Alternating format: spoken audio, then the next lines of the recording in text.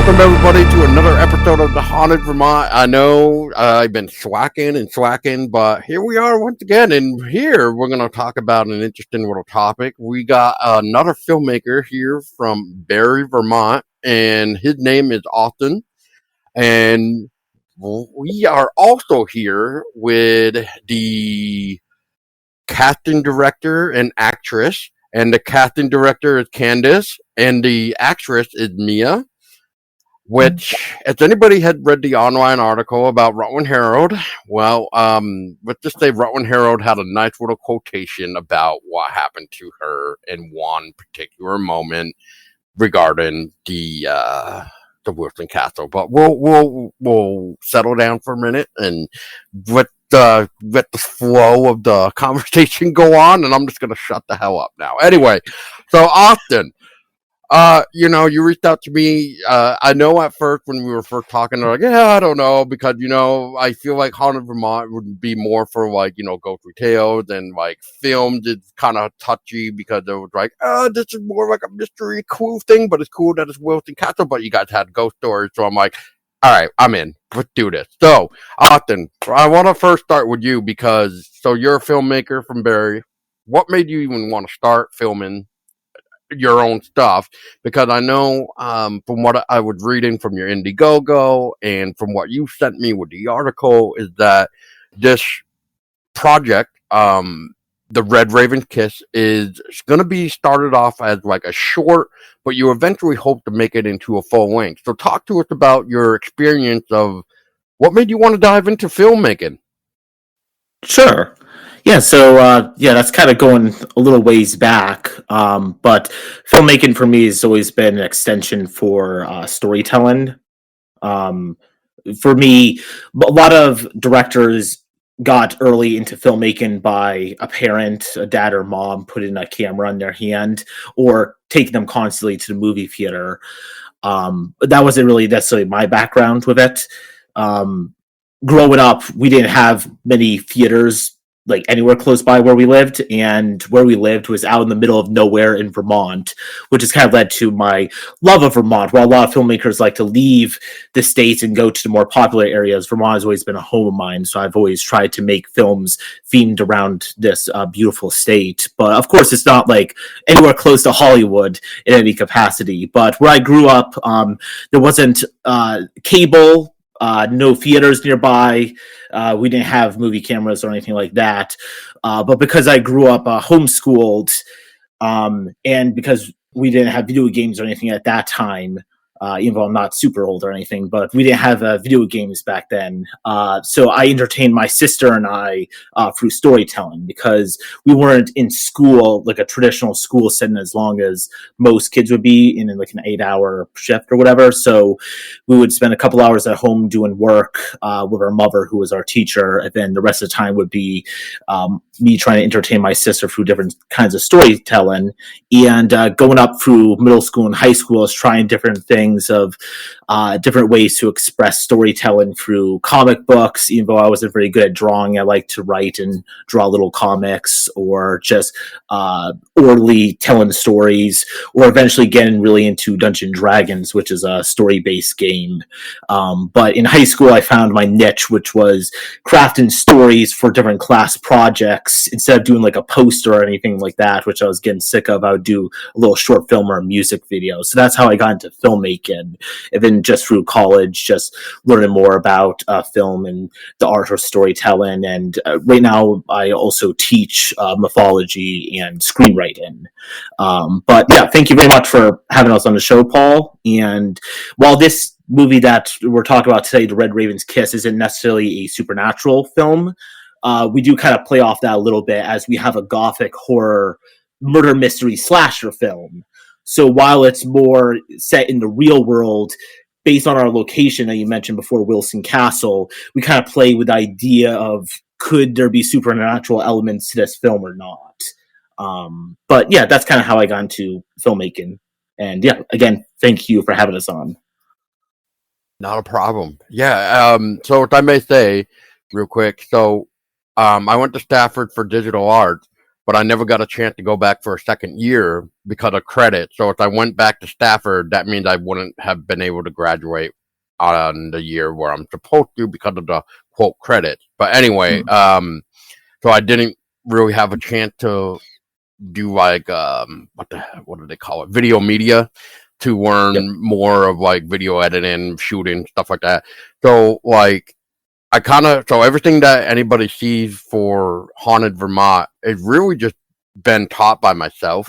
Like that's just me playing around, and well, I mean, if I like it, then I guess that's just what you're gonna get. But I mean, I do listen to. That's the best way to learn filmmaking, in my opinion. Just learning different technology stuff. You don't necessarily need a degree of any sort, just kind of teaching yourself over time. That's kind of what I did. The school I went to was not a film school because I only figured out later on that I wanted to be in film. So I had to kind of teach myself everything. That's probably like half the fun, I'm sure, for you. Teaching yourself how to get into this and trying out new technology and everything. Well, not just that, but I also used to help another local filmmaker. And so I kind of got to learn more that way too, with learning with different people, I guess, on top of trying out my own stuff, see what works, what doesn't work. Like I remember, what was it in 2012? So that was like Windows Movie Maker. So that was what I was using. So that's where I started, and right now I use Wondershare Filmora, I think. I forget how you pronounce it, but yeah, it's not a bad program. It nice. It does what I need anyway. I mean, until I get the confidence that I need, and then maybe I'll step up to the big games of like special effects or whatever. But right now I'm good. But yeah, I have. So we just talk. You just mentioned you were writing like comics and stuff like that, which is hilarious because I've written 2 B-rated cheesy comics with 2 buddies of mine, and I myself have made about 4 cheesy short horror films based around Vermont, except for one. So so one was like a cheesy like pumpkin film where we just kind of took a pumpkin that we bought and just turned it into a short little 3-minute flick. So yeah, I mean, all on YouTube for free, so people can see our creative weirdness. But 3 of the short films that we made were based off of like some of the legends that you hear around Vermont. Like Terror Trail 1 and 2 is basically based on the Glastonbury Mountains. I love the Glastonbury Mountains. I love that whole thing. Yeah, the Bennington Triangle stuff. Yes. Then you would probably like our Terror Trail. And then our first ever one that we did, we based it off the lady in white from the Marble Street ghost story from West Rutland, and the what do they call it? The West Rutland Boardwalk Marsh right there, where supposedly you hear ghostly voices through the swamp at night. So that's what we kind of took and put it together. Oh, that sounds so cool. But yeah, anyway, it's not about me. I just wanted to throw it out there because it was interesting. Shaking her head. She's like, "No, I want nothing to do with it." Hard pass. No. She's like, "No, I do not want to go to haunted Rutland. No, thank you." Thanks. Austen, I didn't know you were homeschooled. That's cool. I also did not know you were homeschooled, Austen. How dare you, Austen? Yeah, no, homeschooling is pretty nice. Positives and negatives, but while I didn't get a more traditional, formal setting to like learn like the more intricate like math and sciences. Learning at home was able to give my sister and I more freedom to do things. My sister was able to spend her extra time painting, is right now a very talented artist, and I was able to work on more story-based stuff and do little plays and acting and stuff. But and I never, growing up, we lived in a house that was also supposedly a little haunted. It was the town story that our house had the person who lived there and died there now roams the house, but I never saw anything there. So I've never really been someone that was really into ghost stuff. I kind of respect people's opinions. Some people believe in ghosts, some don't. Until recently, when we filmed my film, The Red Raven's Kiss, with Mia, Candice, and a bunch of cool actors and crew members at Wilson Castle, which is known as the most supernatural based either castle in North America or location in Vermont. It might be both. I don't know, Paul. Castle. Yeah. So. But yeah, we got to film at Wilson Castle, which is a beautiful location in Rutland, for around 5 or 6 days, I think it was. And one of the days we got to stay overnight. Proctor. Where's Proctor? It's Proctor. Yeah, it's close enough to Rutland. It's Proctor. 2 minutes. I wasn't going to correct you because you're the director, but yes, it was definitely Proctor. Okay, Proctor. The Wilson Castle and Proctor, not Rutland. I never had any experiences there, but hearing everything that happened with the rest of my crew and cast, specifically who I made sure to have on the podcast with us today, Candice and Mia. Mia, definitely not a fan of the supernatural. Both had experiences. Well, I kind of wussed out the day that we got to sleep over because we got to film the next day there. They put me, I asked for the least haunted room in the castle, and that's where I slept. But because I'm a wuss. Dude, I didn't even go. That's how much of a wuss I was. Lewis and I just pieced out. Like, we were not sleeping over in that castle, and everyone else did. Yeah. Like the presence, the spectral presence that was there liked you for some reason, Mia, and you were like, dudes, like, please stop. So I thought it was a little comical that they were like, how do you know that? How do I know what? The spectral presence liked me? Well, yeah, well, I'm assuming that's like what you're going to talk about. Like, you're going to talk about like your story about like what happened to you, right? Like in the kitchen? Yeah, that's the only one I've got. Yeah. So like they weren't like, no one was poking fun at me. I think they were playing a trick on you. That's what I think was happening. And I'm not talking about like the people in the cast. I'm talking about whoever, whatever presence is there. So I don't want to steal your thunder because I think your story is a great story, but yeah. Okay. I think it is. Well, Candice, real quick, let's go to you for a minute. So you're the casting director. So explain how did you like meet Austen to become like the casting director to to help out with this? Because obviously not only were you a casting director, but you also were an actress, and I forget who it was that you're playing as, but you are playing as somebody. Yes. And you also did some special effects makeup for us. I did do some special effects makeup on a pinch. So, like, she's a jack of all trades, master of none. And how did I meet Austen? Austen, I think you put a post up on, like, the VPC, and he was like, hey, I'm looking for help with this. And I was like, dude, like, I know a ton of actors in the area. Like, I can help you cast this. I feel pretty confident that I can help you cast this.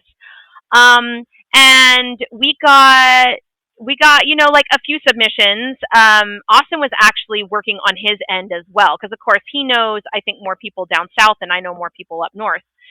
So we, combined our forces and we were able to get what I think is a really great cast. So the thing on my end was that I'm a little more seasoned. I'm a little more aged than, most of the people in the cast. So, I fit into the Evelyn Decker archetype, I guess is what you will. I was, just a little bit older.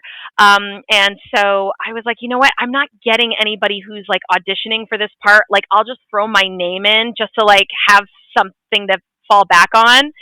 And I had my fiance and my son videotape my little my audition. And I was like, here you go. And my theater's in the background. So I was like, it's going to be too big and too grandiose for him. Like, he's going to be like, it's a little much. And he was like, I love it. You're in. And I was like, okay, cool. And I was super excited. So, yeah. Awesome. So that's how that happened. I feel like Evelyn was pretty grandiose, though. Yeah. Yeah, I mean, I had a backstory for her. That's like what I normally do when I do like any of my acting stuff. But yeah, so like I said, my background's in theater, which has a tendency, you want to act for the balcony and the back row. So there was definitely a couple of times where Austen had to be like, "Hey, like, you're loud. You need to like bring it down a little bit." I was like, "Okay." Yeah, we were able to get we were able to work together to get a really good, cool cast and crew together, sort of last minute, because this movie came together all within a couple weeks. This movie, The Red Raven's Kiss, which is my slasher murder mystery story, inspired by Italian horror films of the 70s and 80s.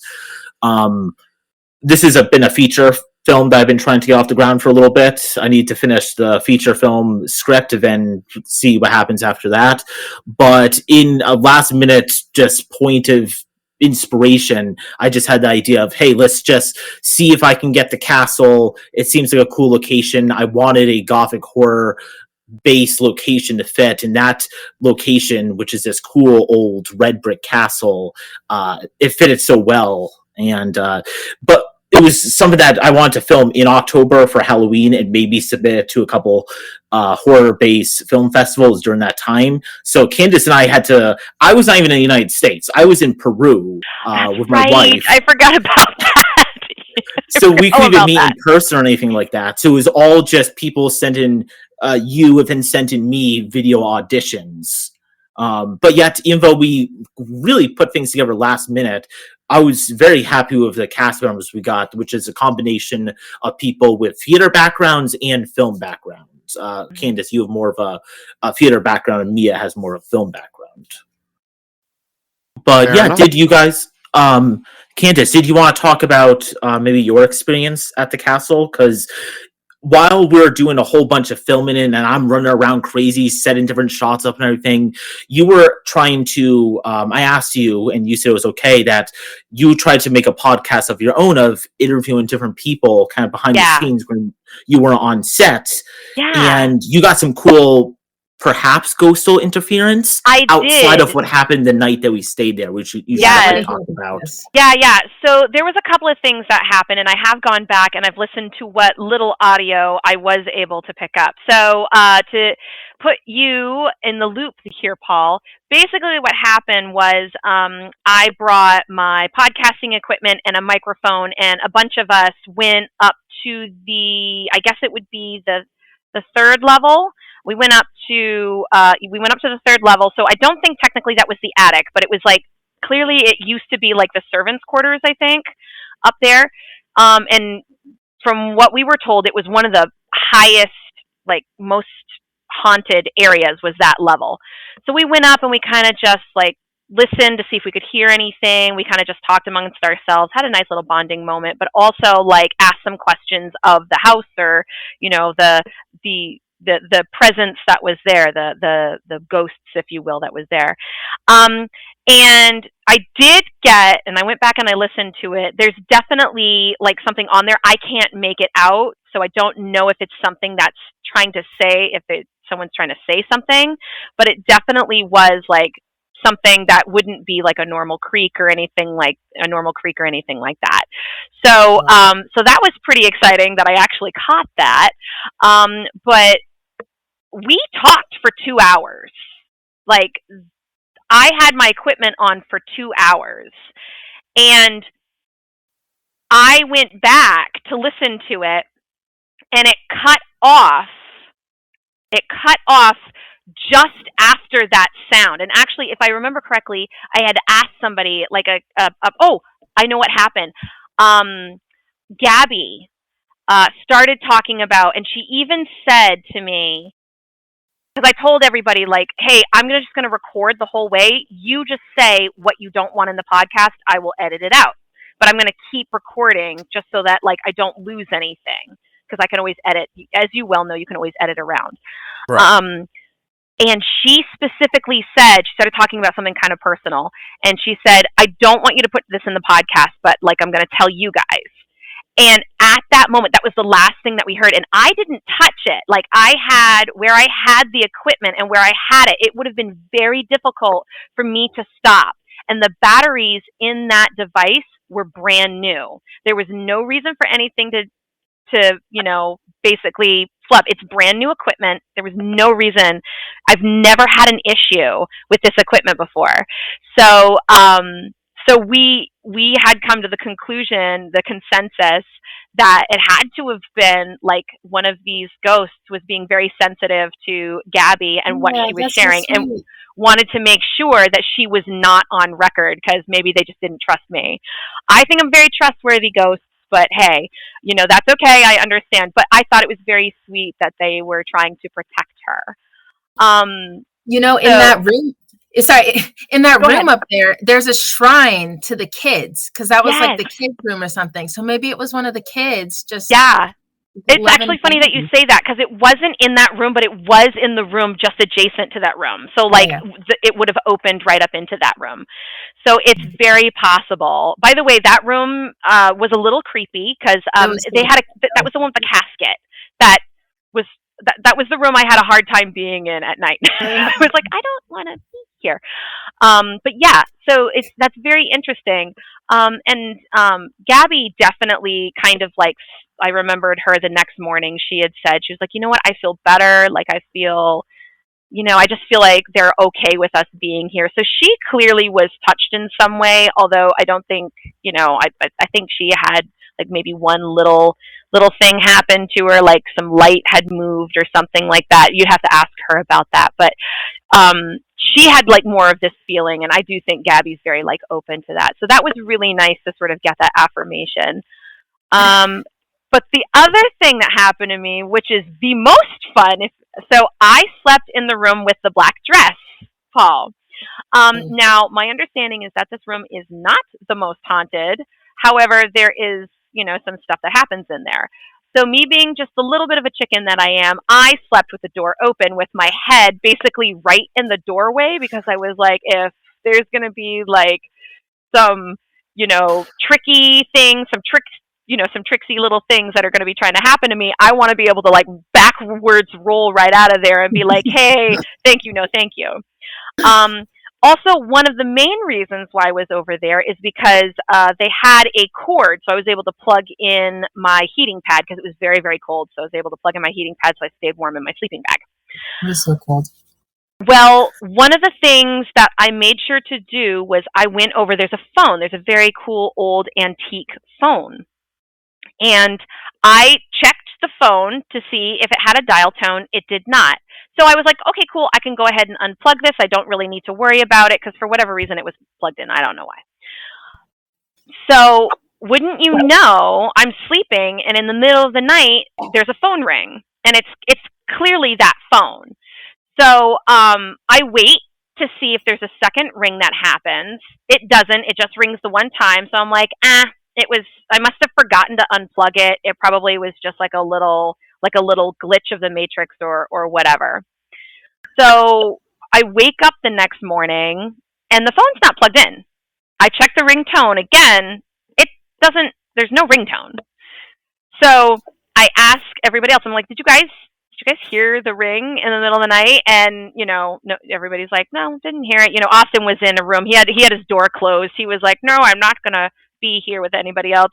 So, he had his door closed and it didn't wake anybody else up. So I told, is it Denise? Is Denise the gal that you're talking to? Mm-hmm. Yeah, so I told Wilson Denise, Castle's I was like, owner, Denise. Yeah. So I told Denise, I was like, hey, so something weird happened with the phone. And she's like, that phone hasn't worked in 15 years. Oh my God. And yet here you are with a smile on your face. That's how brave you are. I don't know if I could live through that experience. No. And then I was like super stoked because I was like, okay, I like sort of being touched by the other side. That sounded weird, but you know what I mean.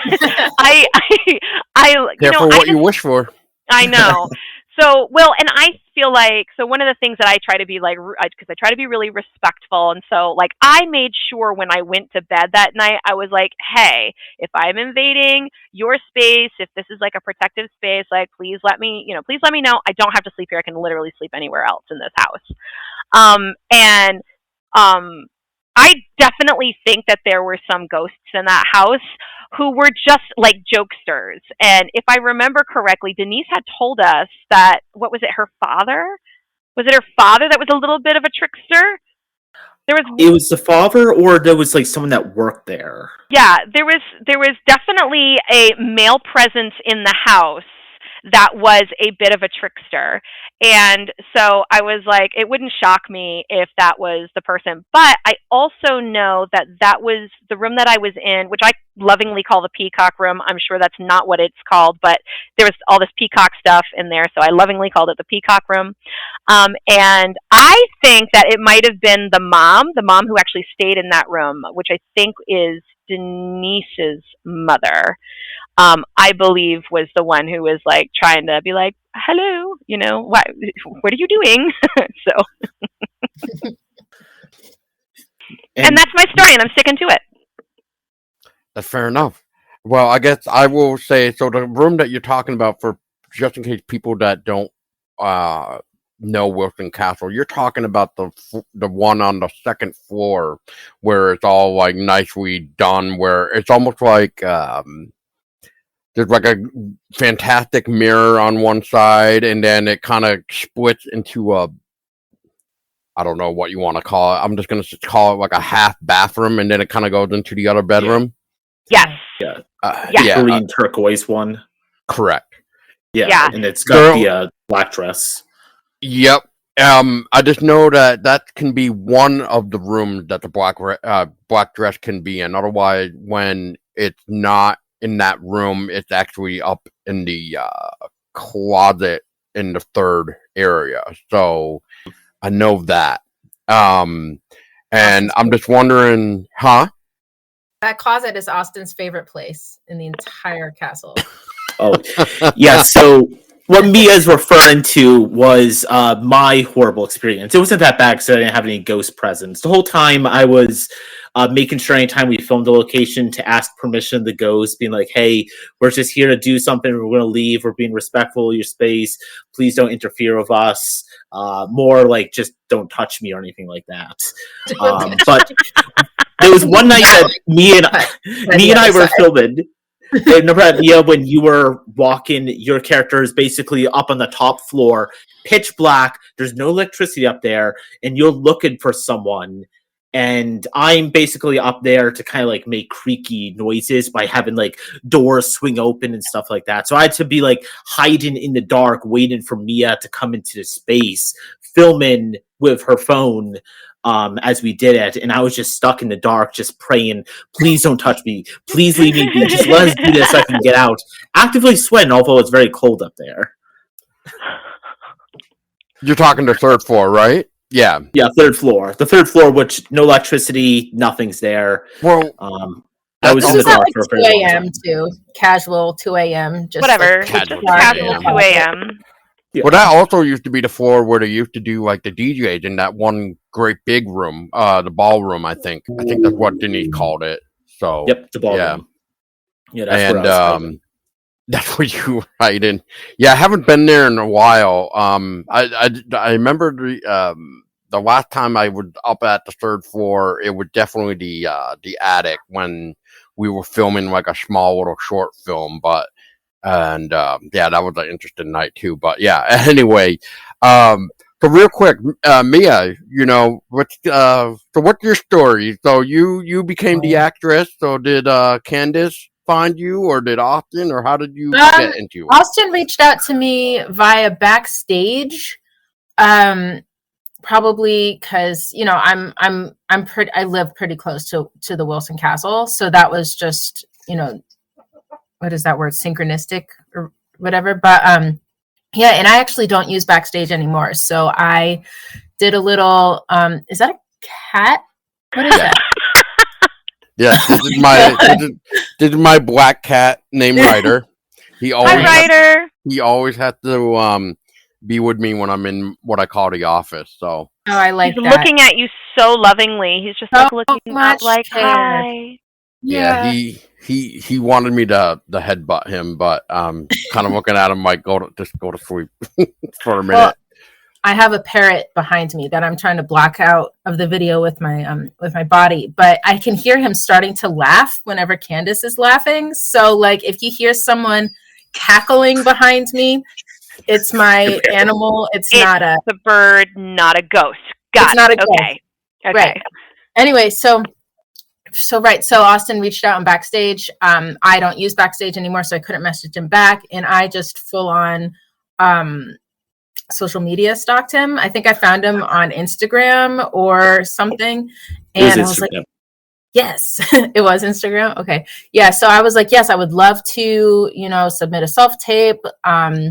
Here's my information. Let me just send me sides and I will. And we just exchanged emails, and yeah, it was pretty run of the mill as far as that, minus the stalking on my part. But yeah, it was good.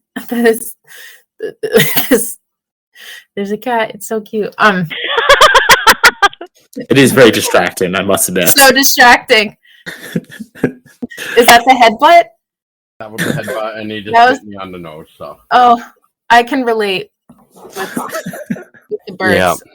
Oh yeah, the bird on the nose all the time. It's like her thing. I get that on the nose constantly. I bet. Yeah. So I guess my ghost story, is that okay if I tell it now, or do you have more questions? No, that you answered what I wanted to know. I just wanted to know how you got involved with the project. That's all. So yeah. So what is your ghost story? Because even though I kind of read a little bit, but I'd like to hear your side. That was pretty much all of it. I tried to, because we were in this little room basically in holding. Oh my Lord, that cat. We were all in this little room in holding. So, and I'm very much an introvert. So I try to, if everyone's watching, someone get fake blood poured on them, maybe I'll kind of sneak away and have holding to myself because there's a fire in there and it's nice and calm and peaceful. So I was just in holding. Actually, no, I was in holding, and then everyone else came in holding. And, the members of the cast, we just kind of mess around with each other. There's 5 other people, or 6 or 7. There's a lot of other people, but we just had a really good banter going on. And Neil would, want to play pranks and shoot reels all the time. Neil plays Sean. And so anyway, actually there were a lot of people actually in holding while this happened, but I was trying to have a moment, sit down, read my sides. I did not move at all. I wasn't talking. I was just, I was reading, I was trying to go over my lines for what was going to be shot next. And all of a sudden I hear something, I feel something just bop me on the head, pretty hard. And my whole neck, crooked. It crooked my neck, and it messed my neck up for weeks. And I stood up and I looked around and I was like, who threw that? Which one of you threw that? Why did you do that? I was trying to have a moment. And so I started accusing people. It was such a physical thing that I felt on my head that I started accusing people. I thought Neil threw something at me, and apparently no one did it. And I think we found out, maybe Candice, it was you who told me that Denise said that in the kitchen there, it's the Colonel. Yes. Is that okay? Yes. Yeah, I don't know anything more than that, but it's the Colonel apparently. So the Colonel, it didn't feel like niceness. It felt like that really hurt for weeks after. Now, Mia, do you think that you did anything specific to anger them, or is it just a mean prank went wrong? Jeez, I don't know. They could have felt my negative energy and just the guy was like, this Colonel was just like, I've freaking had it with this girl. She's sassy. She's being mean to people at 2 a.m. She's walking around my bedroom at 2 a.m. Yeah. It's true. We did stay in their house, in their space, pretty late, so I'm sure they want to get rid of us. But that's not the way to do it. Don't slap my actresses. Gabby gets, the tender loving care that she needs, and I get bopped on the head. My neck. They're like, whack. What you doing? yeah. So that's my story. maybe just the fact that they whoever it was only allowed certain people back there, so maybe you were like invading that, like, oh, you shouldn't be back here. Whack. So I don't know. I don't know if I'm allowed to say them. Inappropriate. But it was our common area, though. It was in the back of the castle. There's a kitchen area that's warm, which is where everyone would stay, because we filmed in October, November, so it was quite cold in that castle. But yeah, I think, Candice, can you tell us? So the colonel that Mia's talking about, that's the prankster that you learned about from Denise? Yeah, so Denise was telling me, and I believe that's her father. Like, I think the colonel I believe was her father. Now, I could have that wrong. Denise, forgive me if I have that wrong. But he is definitely related to Denise, either like through her father or like it is her father. And she said he was a huge prankster. She said, especially once he retired from the military, he was constantly like playing tricks, and he liked to do, I guess they're called jump scares now, where he would be like, bleh, and, people would be like, and I don't know, and I'm not recalling any like things that she said. Oh, because there was, Mia, didn't you think someone was like pulling your hair at one point? You were like, why is someone pulling your hair? I feel like I remember. And probably blocked it all out. Yeah, and Denise had said like that was something that he would do. Like he would go behind and he would be like, yoink. So the girls would go like that. And he'd be like, he just walk behind and go, yeah, and then like, I'm saying like that. This is a podcast. So to clarify for the audience, what he would do is basically yoink. That is a very technical term. He would yoink on the hair that was cascading down the back of a female's back, and it would cause her to sort of like have basically a whiplash moment. And maybe that's what happened. So maybe he had very curly hair. He could have been like, wow, curls. Yeah. So I feel like I remember Denise telling me that. Denise, like, call me and like confirm that, because I'm wondering if I'm remembering that correctly. But I know for a fact she said the colonel was very much a prankster, and that he would do things that people would be like just sort of looking over their shoulder all the time. So, oh my Lord.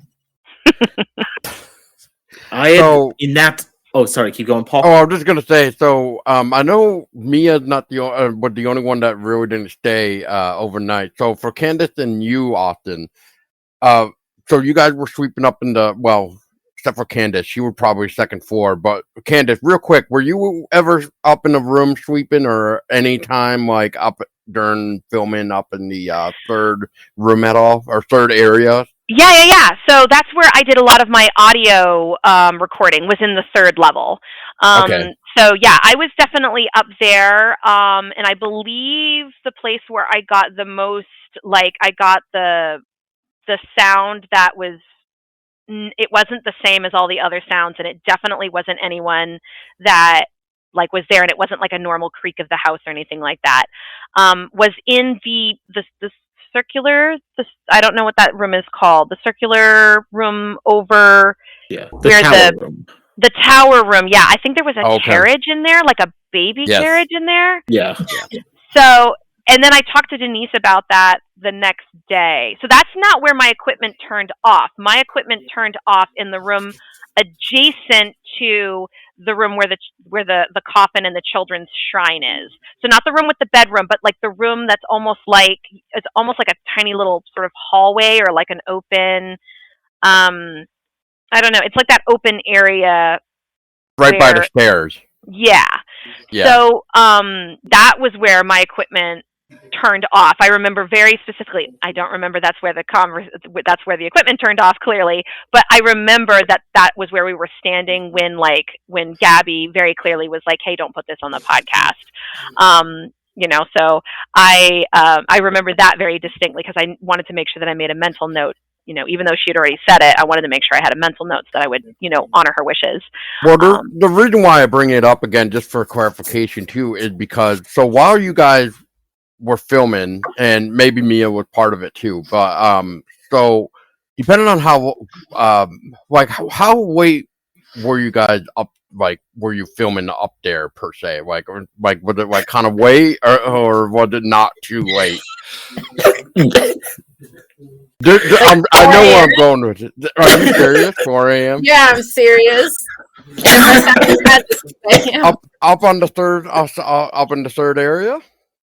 Okay, so yeah, sometimes, yeah.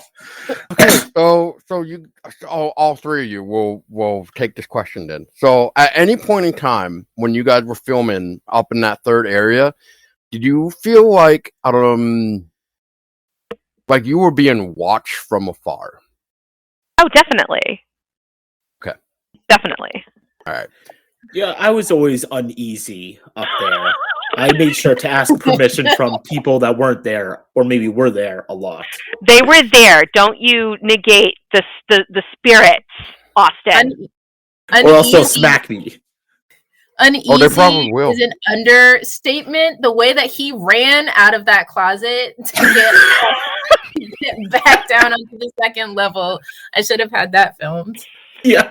Well, I was glad that we wrapped it up within 2 takes. I was like, all right, we got it. Let's go. Let's go. Well, the reason why I ask it because there was a night where we were up in that area around the attic room, and I don't even remember what time it was. It was us just being in the castle. Andy and Denise were already gone, and I just kept staring into the room across from where we were, which is like the staircase is right there to get to the second floor, and then you got the other room, and then the other side room, I want to say, to the left. But anyway, like the room that you would enter to where that bedroom would be on the right, you got that big ballroom or whatever, then you got the tower, and then I think the area you're talking about, Candice, with the shrine and stuff. Anyway, I always kept looking at that doorway because I felt like somebody was standing there while we were filming, and I'm like, I don't know if my eyes are playing tricks on me or if there's a shadow person right there. Like, I don't know. I just know that hopefully we're going to be wrapping up soon because I'm done with tonight. So well, it didn't help that they still have like Halloween decorations up. I almost crapped my pants because I went into one of the far on the second level there. If you go all the way behind the servants' staircase, I believe there's two, like the maids' quarters, right? I believe that's where the maids would have stayed. And they had a giant werewolf. And here I am walking around in the dark, just like poking around, blah, blah, blah, blah, blah. And all of a sudden I see fangs and then glowing eyes. And I'm like, yeah! And immediately thank God, I have the sense of mind to be like, oh, shine a light instead of scream and run. Also, I think I would have been really upset had I ruined a take for Austen. I was always trying to be, well, that's not entirely true. My voice carries, but I was trying to be quiet. But yeah, and I just I remember being like, oh, okay, it's good. And it didn't help that Neil, Ian were constantly trying to play pranks on us. We found constantly. We found a side space where they had most of the haunted, the old haunted house stuff that they had kind of shoved into this back space, and they're trying to hide behind these skeletons and scratch on the wall to freak us out. And we're like, guys, come on, stop, guys, come on. It's a real Cooper sunset. I mean, we had a lot of fun on set. At least I did. I had a ton of fun. So, and I like being scared. I love haunted houses. So that that kind of just is my jam. It's probably one of the main reasons when Austen was like, "Hey, yeah, sure, let's definitely have you be a part of this movie. Oh, by the way, we are filming in this, haunted castle." And I was like, "Oh man!" Then I think you would like working with us too, then, Candice, because we go to the actual haunted location sometimes, so to film. I want to go to Glastonbury, like in the worst way. I really do. I do. But why? But why is that where you wear red and you disappear? Is that the one? No, that's the Bennington Triangle, but Glastonbury is the abandoned town. Like that's like, is it how far of a hike is it? It's what, like a mile and a half, or is it more than that? For what, the abandoned town? To get down into like Glastonbury town, like the abandoned town. Yeah, it's like a mile, 2 miles. Yeah. So I really want to see that I'm like very intrigued about, and I think all of the buildings, from what I understand, are still there. I'm sure they've been ravaged somewhat by time, but like there's still like structures there that you can go and look at, and supposedly people have disappeared in the Bennington Triangle. Paul, I've done a podcast about the Bennington Triangle. That is horrifying. I might not actually go hiking wearing red in the Bennington Triangle, but if we were going like with a crew or something like that down to Glastonbury, I'm too scared to go by myself. So Paul, if you're offering, I will totally go and check out Glastonbury with you. That'd be awesome. Well, I've already done it. I've already wore red in there, so. And you're still with us. And I'm still with us. So, maybe that's a fluke. So, we don't know the whole story that went on with Paula Weldon. So, that's true. That's right. But there's a lot of weird cases that have come out of that area. So, just real quick, I forget the guy's name, but he disappeared by being on a bus. Right. He was a veteran. He was actually traveling from St. Albans down to Bennington, and visiting family. He was visiting family. We believe, like, it doesn't say this in the research, but I believe that he was actually visiting family in St. Albans for the Thanksgiving weekend, because the day that he disappeared would have been exactly 1 week after Thanksgiving that year. Yeah. And we can't forget that hunter that supposedly got squeezed to death. Oh, okay, that's news to me. There's also the child and the child was the one that was wearing red, and he was left in his mom's truck while she went and she fed some pigs or helped out at a farm. And he just like disappeared. Like they couldn't find him. He just was gone. So I dug up newspapers articles for this. Man, I feel like you and I need to like get together for a podcast on this. Definitely. Anyway, so I dug up some old newspaper articles on this. At no point in time did it ever mention he was wearing red. He was he was wearing like blue stuff. Was he? Oh, okay. Because originally I thought it was the college student that was wearing the red, but then she was. So it was her. Okay, then the information I must have been mistaken, because I thought it was the little boy was wearing red. But maybe it was just a picture that I saw. A lot of people think that Paula and Paul Jepson wore red when it was just Paula Weldon. And just for the record, for everybody, for Paula Weldon, for anybody that thinks that Candice and I are making this up about this college student, no, we're not. You can actually go to the Vermont State Police, and her missing case is still right there on the website. Unsolved to this day, cold case. Yep. What year was that? December 1st, 1948. Somewhere around that neighborhood. Is that the area that has like a man-eating rock or whatever, a boulder that eats people? That's the Glastonbury Mountain, yeah. Okay. Yep. Which is what our first terror trail is based off of. Nice. The man-eating rock. We wanted to make it cheesy, so we made it cheesy. Just the idea of it so cheesy. Just like a giant boulder that can't move, but somehow he eats people. Yeah, exactly. Like a Disney movie. Yeah. Yeah. So there was 5 disappearances in like less than 10 years. And yeah, so that's kind of what Paul and I are sort of talking about is I think we mentioned 4 of the 5. There was the hunter, there was the gal, there was the older gal who just like went missing. She had gone for a stroll with like her cousin, and then her cousin was like, "Yeah, I'll go," and then all of a sudden she went missing. The hunter.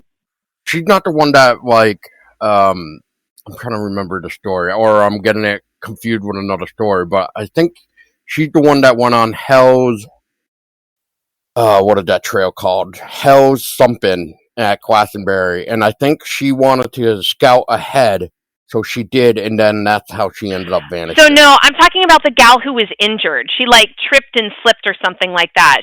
She was older. And she went back to their camp to like just like clean up and like, and she was going to meet him. He was ahead. Oh, okay. And then so she went, and mind you, we're talking about this and I'm going completely out of order. I believe she was the last one to go missing.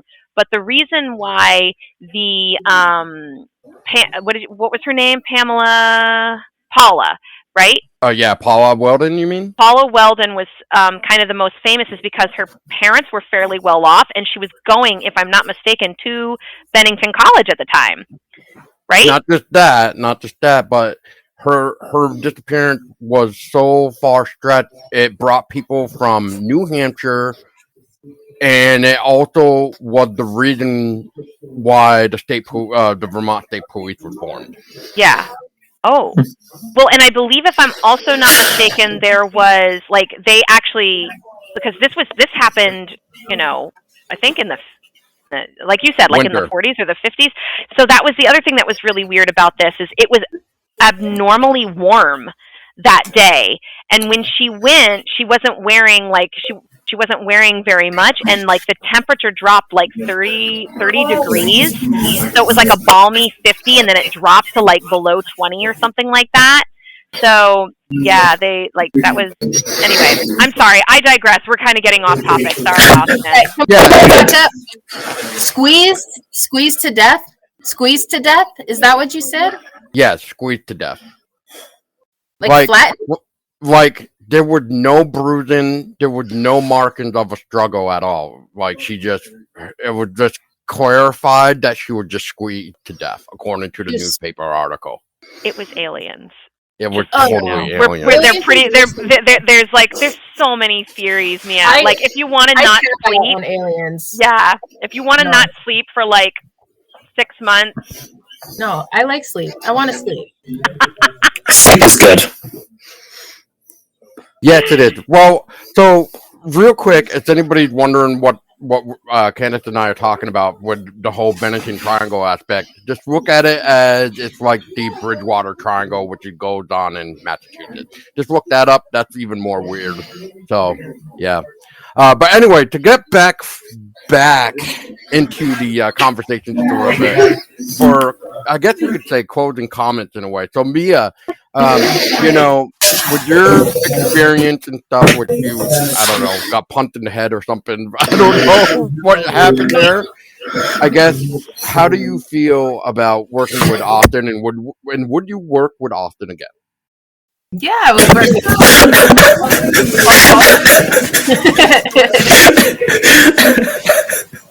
Hey, I wouldn't take it personal. You just have to pay for my you guys rounded a haunted house to like near 4 a.m. Yeah. Perfect. For sure. And so Candice, I mean, it sounds like you had a blast. It sounds like you would work with Austen again. Oh, definitely. Austen was great. Not only was Austen great, like as far as like just putting me in a situation where I had a ton of fun, because literally the first scene that I had to film was a special effects scene where I had to die, and it was very dramatic and very tragic. And he was like, I thought he gave really great direction, but additionally, like he even like stood off to the side to make sure that I had something to emote to. So, and I thought he gave great direction, but he was also super like sensitive, because like if we were struggling with something, or if we were like like I brought my cot with me, and I was like, Austen, I'm literally going to be over here for like 20 minutes. If you don't think like my scene is going to be for the next 20 minutes, I'm going to be over here just so I can like catch a few Z's, and then I will be right as rain. And he was like totally sensitive to that, and even sensitive to, like he would even, one of the things I loved, Austen, was that you like, were also super flexible. If someone was like, oh, I'm not, I'm not comfortable like wearing the mask. Remember that big zippery mask? I'm not comfortable wearing the mask. He would just be like, all right, you want to wear the mask? And I'd be like, yeah, I want to wear the mask. And so, I loved those opportunities. I loved that he was flexible. I loved that he gave great direction. And frankly, he was fun. I had a blast, Austen. I would totally work with you again. Thank you. And yeah, definitely, thank you guys very much. Hope to have you guys in a future project. With working on these small movies, it's important to be flexible. Everyone is working quite hard. We're not working on Hollywood's paycheck or anything. We're just trying to make a big movie on the smallest budget that we can. So working with people and asking people to do a lot of stuff, because in this movie, because we didn't have a huge crew, we had a decent sized cast but not a big crew. A lot of people had different hats. Candice wearing multiple, and then Mia, being our lead actress, was in pretty much every scene, so we needed her there beginning of the day to the end of the day. So to be a good director, you need to be able to work with people and move things around when need be, and improvisation is important. Perfect. So Austin, so for your closing thoughts, which you kind of mentioned a little bit about what the Red Raven's kiss is, but if you were to describe the like a little small synopsis, what would you say? Yeah. So the Red Raven's Kiss, if people are interested in seeing it, we have a Facebook page, and that's where we have pictures and trailers of the movie uploaded there. Our premiere is April 10th. Our doors are open at 5:30. It's at the Essex Cinema. 6 o'clock is the showing, but doors open at 5:30, like I said. This is a free event, so as long as you get here in time, and if there's still seats, anyone is welcome to come see it. And we're not only showing the film we made, which is around 45 minutes long, we're also going to be doing a Q&A after the show, where we're going to be talking about, again, like we talked about in this podcast episode, our supernatural encounters, indie filmmaking, inspirations for the film, and that'll be with a cast and myself. So that's going to be like an hour and a half for our event at the Essex Cinema. And for those who want to stay afterwards, because we had the theater rented for 3 hours, we also are going to be playing a movie that inspired The Red Raven's Kiss, which is Dario Argento's The Bird with the Crystal Plumage. So definitely Vermonters, if you guys are in the area and you want to see an indie film that hopefully maybe one day we'll get into a feature if people like it enough, April 10th, 6 p.m. Doors open at 5:30 at the Essex Cinema, and it'll be a fun event and free. Perfect. Real quick, Austin, does anybody want to keep up to date with you or the Red Raven Kiss or any future projects? Where can people kind of, find you? Yeah, sure. So they can go on Facebook and find the movie of The Red Raven's Kiss, and it'll pop up as a page, and that is where we post everything about the movie there. Or if you want to learn about me and what I'm doing, I'm on Instagram at Austen Sprake, and I post stuff about the movie there too. Perfect. You're Austen Sprake 10. Yes, at Austen, AUS10, Austen. It's his birthday. October? No. My version of Austen spelled with an E-N, so I play on that with Austen. But today, what Mia is saying is today's my birthday, yes. Oh, gotcha. Happy birthday! Happy birthday! Perfect. And so I guess Mia, I don't know if you have, if not, I can cut this out too. But Mia, do you have like a place where like if somebody wanted to reach out to you, if you wanted to, I don't know, star in something, can people reach out to you somewhere? Yeah, sure. I've got Instagram is Mia Nasavera, and you can you can find me at that handle. I'm friends with Austen, so they can do some stalking too. Perfect. And Candice, where can people keep up to date with you for your project? Because you mentioned something about a podcast and stuff. Yeah. So I actually own a marketing and production company called Ready Steady LLC. So you can find us on TikTok, Facebook, Instagram.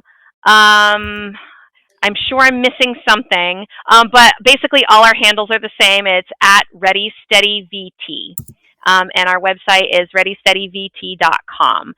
So you and if you want to like get involved with casting, if you wanna, you can always email me. It is readysteadycasting@gmail.com. So if you're ever interested in figuring out ways where you can get involved in projects around here, please feel free to, just let me know and I'll put you on my happy little list. Perfect.